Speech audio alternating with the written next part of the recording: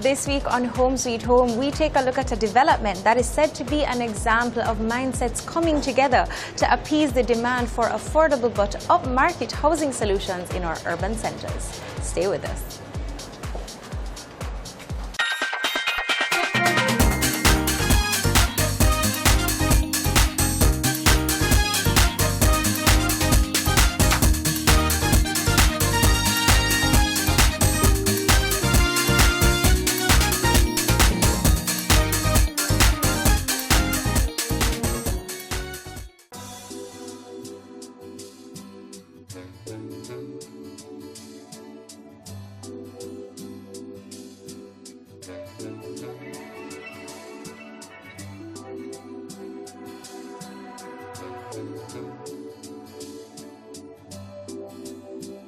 Now, before the building of a development commences, there is usually a conceptualization phase that usually involves architects. Now, I'm sitting here with Hugo Matthews, who's going to tell me about this phase as it relates to, of course, your development. So, firstly, before we get there, though, tell me about your company. Okay, my name is Hugo Matthews. I am 50% of our company. The second half is Mr. You and Darling. We actually went to school together, and we always dreamed of having our own firm. And you know, we worked many places. We worked about maybe 4 different companies together, and we finally formed Virtuoso Architect. The word virtuoso means highly skilled artist, and that's what we think of ourselves as, highly skilled artists. And we're learning every day, and we try to keep ourselves current in the market. Because I mean, the only way to be good in this business is to be great, and that's what we're trying to do. Love that. So tell me a little about the architecture industry. What's that like? Well, architecture industry is very interesting. The industry in Jamaica is actually very small, and the important thing to know about it is a lot of persons have a misconception about architects and architecture. They believe that all architects do is produce pretty drawings, but that's maybe 10% of what we actually do. You really have to have excellent technical competence because you're talking about millions of dollars being invested in a particular project. We have to be cognizant of every single thing that goes into a project. We have to know the inners of the building, the inner workings of it, what is comfortable, you know, what's a comfortable environment, how air passes through the building, how the building responds to climatic conditions, you know, if it's hot outside, if it's cold outside. We need to know and have a good idea of what services will be running through the building, and when we have a good grasp of all of those things, you know, we can actually design a proper structure. And also, you know, just be in awe of what your dream actually looks like, because we don't want to give somebody their dream. We want to give them something that they never dreamed of, and we always strive for that.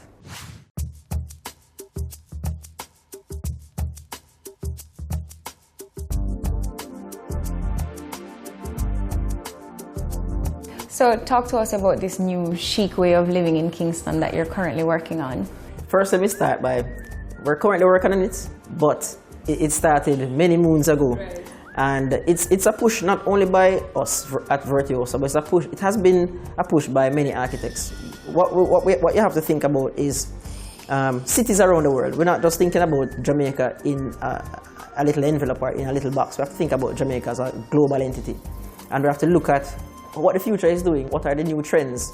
And we don't want to look at it in any kind of isolation, because it's not everything that New York can do, we can do. Right. So we have to look at it and understand what is happening. The thing is, the constant thing is, urbanization is a real thing. Persons have been moving into urban areas, into Kingston, into cities, and they're living closer and closer together. What happens when that occurs is you have less space to develop. So we have to find ways of developing our sites to meet the needs of the persons who are coming in, the young professional. And you know, even though this new chic way for argument's sake is new, it actually isn't. What we're doing is we're looking at the past, we're looking at things that were done on a smaller scale, and we're bringing it into the modern era, and we're doing it in a big way. So what we're looking at is we're looking at vertical living. We're looking at increasing the density, and this is a push not only by architects but also the agencies. NEPA, they're pushing higher densities in Kingston, and we certainly welcome that. We have the technology to treat with it. One of the greatest things that hindered the original push is we didn't have the technology to deal with a certain quantity of persons living on a small site. Now we have the technology, we know how to do it. And what we want to do is we want to keep persons in the urban areas. The concept is if you live close to where you work, you will save on energy. And this new chic way of living is one. We want to give you wonderful housing. We want to give you wonderful housing, not just at level, but maybe 10 stories in the air. We want to give you maximum views. We want to give you a view of the hills in your kitchen, and when you walk to your bedroom, you have a view of the sea. You know, we want you to go downstairs and you're all of a sudden in an area of shopping. We want you to be able to meet with your friends all in a small area and certainly be able to network. So this new way is actually an old way that we're developing and building on in a more modern and bold way.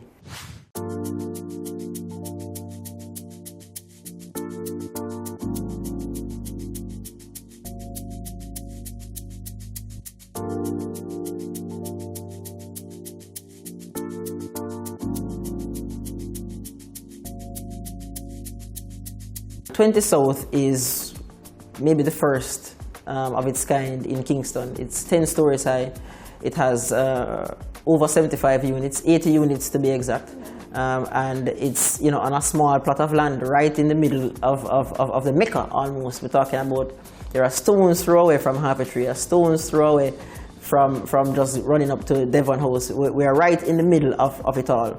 We're talking about you're close to transportation, you're close to New Kingston, you're close to Harpetry, shopping areas. So the site itself, it certainly presents itself as part of this new chic way of living, where you don't have to drive all the way to the suburbs. You know, you're in the mix, and that's the type of lifestyle that we want to promote. We think it's the way forward. We think it's the way to go. We'll lose billions and billions of dollars in loss of energy, in just being stuck in traffic. Something like this, if we have more of them popping up, you know, tall cities as they call them in other countries, this is an energy efficient way of living. How do you strike a balance between what a client wants and what, in your professional opinion, is what's best for them? Well, you know, that's an interesting one. Sometimes you have to fight. You know, sometimes you really have to fight. For the most part, we really try to give the client what they want. You know, we're not trying to take them on some sort of tangent that they didn't really want to do. I speak about giving them something that they never dreamed of, but really what it is we're taking the client's dream and we're elevating it. So we always want to give the client, you know, what they came to us for. You know, if they want 3 beds, we don't want to give them 10. If they want 3, we give them 3. The thing is, a client might ask for something that is, they don't want a castle in the sky. Unrealistic. Unrealistic. Only if it's so unrealistic that we will, you know, we will say no, we don't think that should happen. Or if there are certain constraints. Budget is often a constraint. And if we see a client going in a direction that we know the budget won't take them, we will certainly advise against it and will advise strongly against it. There are times when a client might want to do something in contravention to the standard practice. Let me give you a prime example. We always recommend using engineers. I mean, you can't design something, you can't be putting so much investment in a project. You know, $30 million in a project is not peanuts, I would like to think. And we prefer, as architects, to introduce the proper personnel on the project. And, you know, a client might want to not go that route. They might not want to hire a cost controller. We will always advise for them to do so. We might get some pushback, but again, at the end of the day, the client is who signs the agreement with the different persons, and you know, the only thing we can do is advise if we know it's the right way, if we know that's the way it's supposed to be done. We take our first break here on Home Sweet Home. More when we return. Welcome back to Home Sweet Home.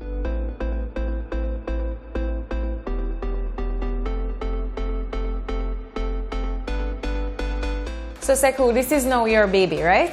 Yes, yes, indeed. So I wanted to tell me about the project and its amenities, the building. Tell me how it go. All right, because of the size of the site, it's not too big a land. Right. We had to put all the amenities, what were usually in projects on the ground floor, into the building. So we moved the pool, for instance, to the 6th floor, and also added an atrium to the 5th floor.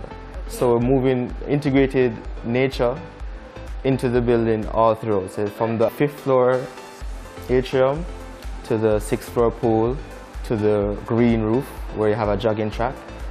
The occupants of the building have a wide range of activities to enjoy. Because of the size of the site as well, we had to make sure that enough parking is there for all the units. So we created a basement layer where we can have adequate, at least minimum 2 per unit. There are 80 units in the scheme. And because of that, as I said, where the amenities are inside of the building, the pool on the 6th floor and the atrium, we also have a gym. So you can have exercise not only on the roof, but on that same 6th floor, as well as a convenience store if you don't want to run to the city. So it's an integrated building, one homogeneous system.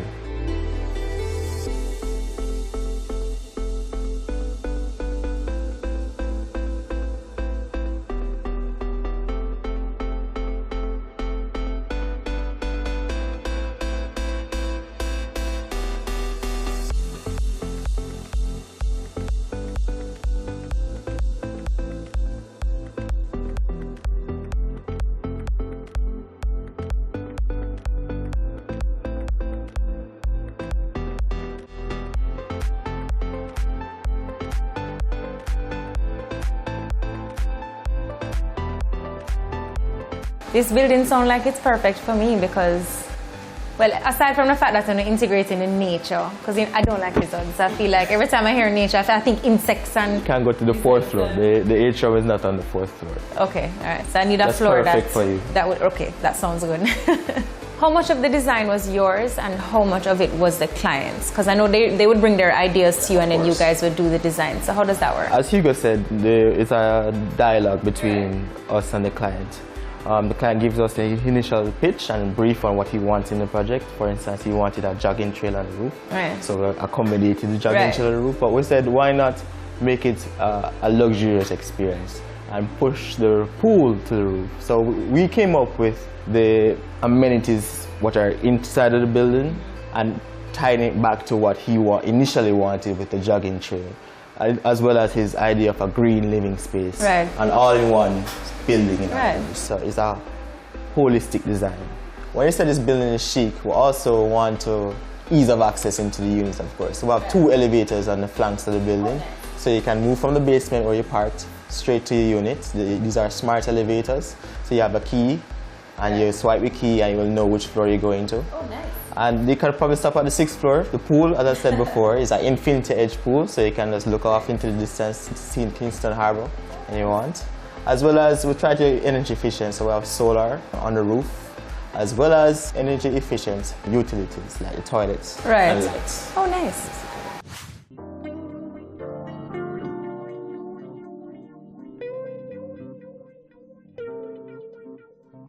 The project, as Hugo said, went through different design development stages. This is like the 3rd version of the building that we have, based on what the client requested as well as what the agencies wanted.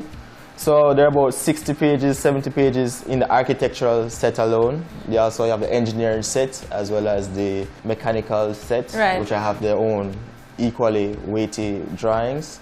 So we finish our drawings first, and basically from there they take their drawings and generate their... So about how long does it take for you to produce this? I know there were several versions before it. As I said, there are many stages, but the design development stage where we produce the drawings would generally take a month to fully flesh out the building, which goes from plans to the sections of the building, to the elevations and the details of the building, the bathrooms layout, the kitchen layout, the bedroom layout. It's a lot of drawings. There are about 60 drawings in this set alone, and you have to generate the windows and everything. Everything. All details.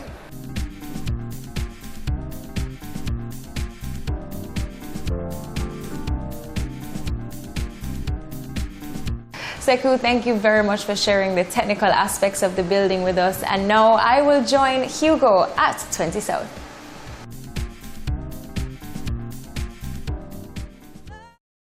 Welcome back to Home Sweet Home.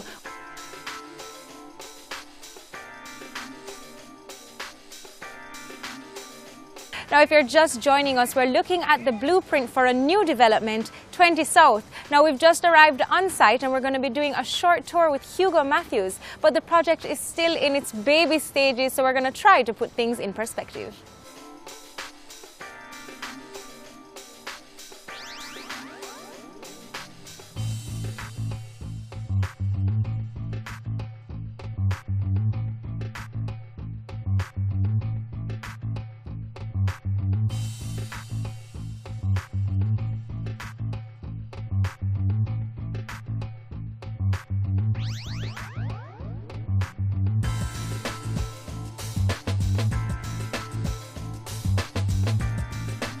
All right, so we just got here on site. Explain to me what's what and where everything is. Okay, sure.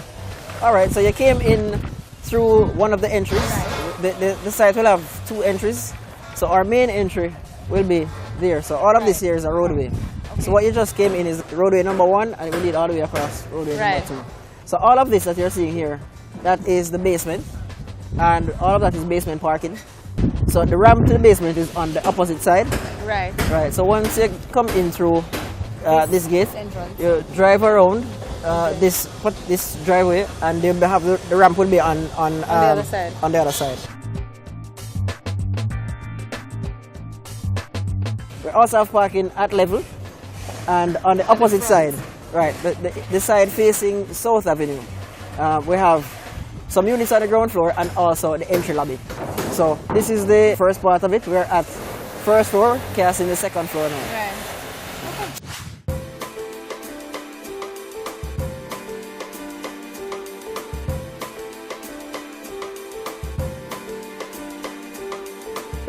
Now, what is your specific role as it relates to this project? Separate and apart from the architect who designs it, right, or the technical person who puts the drawings together, what we're talking about now is the contract administration, which is an extremely important part of any development. What that is you are monitoring the construction, you are monitoring the way things come together, and what it really entails is the coordination of all the disciplines. We have many different professionals on this project. We have structural engineers, mechanical engineers, we have the architects, we have subcontractors, we have persons who are providing the data, we have persons who are providing the security, and all of those things have to be coordinated. We have subcontractors who are doing the pool. And what the architect has to do is all of that information must be coordinated. So my prime role on this project as contract administrator is all information, contractors, even the clients must filter through the architect so that we know exactly what is happening. It is very easy to lose track of the multiple things that are going on. And the role of the architect here is to ensure that, one, that as little mistakes, if any at all, happens, and if anything happens on site that we need to catch and get a hold of quickly, we need to know. So that, one, the drawings can be adjusted. Two, everybody needs to be kept in the loop. Everybody needs to know what is happening. So all information that comes to the architect is filtered out to all the other disciplines, to the clients and everybody involved.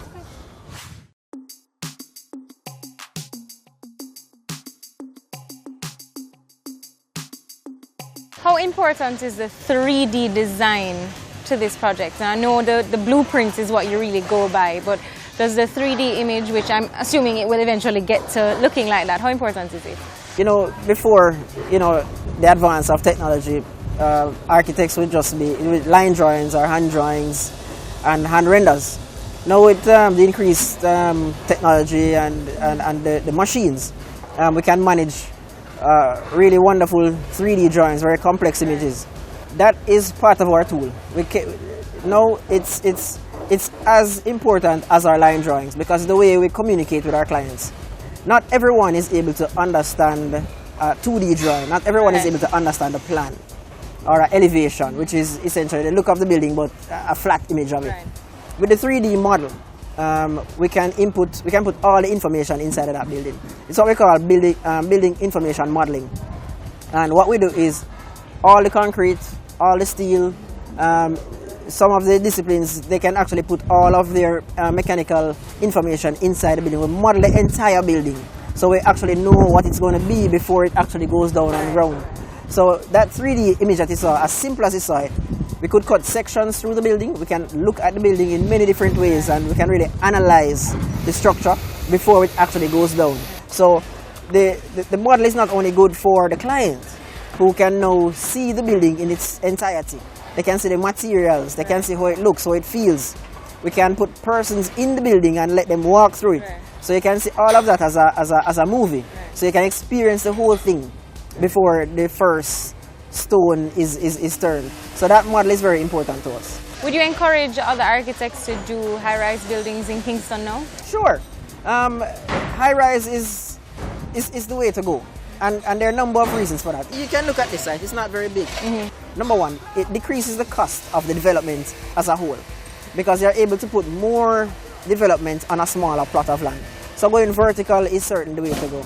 And another important thing about high-rise and providing housing for persons who need it is you can now build on land which is not set for agriculture. We don't have to expand or green belt. Mm-hmm. Kingston doesn't have to keep expanding at any alarming rate. We're not trying to get into agricultural lands to do new developments. We can actually, using high-rise buildings, using the technology that we have, we can put more persons in less space. In less space.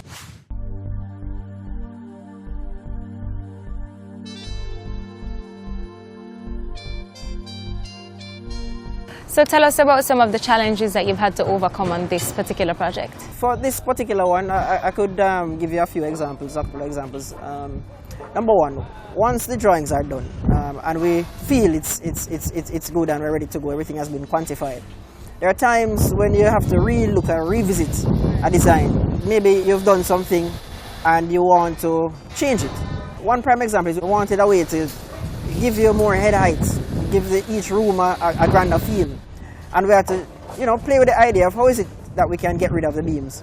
So we had to meet with the engineers, meet with the contractors, and we had to find a way of getting rid of those beams to give us the extra room and the extra feel. We're not lifting the heights of the building, we're just moving some of the beams out of the way. The biggest challenge with this is it's such a tall building, and it's so heavy that the engineers as well as the architects, we had to find a compromise as to what beams can stay and what beams can go.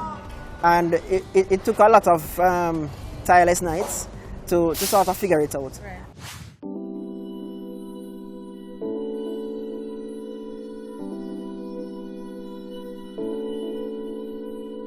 So you've been asking me so many questions. If I could ask you one, what are your thoughts on this 20 South development that you're doing here? I think it's perfect for me. That's what I think. I think the location is good. I'm never too fussy about it being close to a main road. I think that's perfect for my lifestyle. And based on the 3D, rendering? Yes. What is it? I just like aesthetically how it looks. And I think it would be suitable for, the modern working woman like myself. So love it and good job, guys. Oh, thank you very much.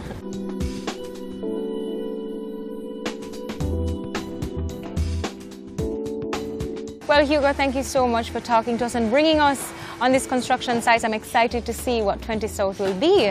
So guys, make sure you look out for 20 South on South Avenue early next year. That's 2018. And that's it for this episode of Home Sweet Home. I've been your host, Candy King.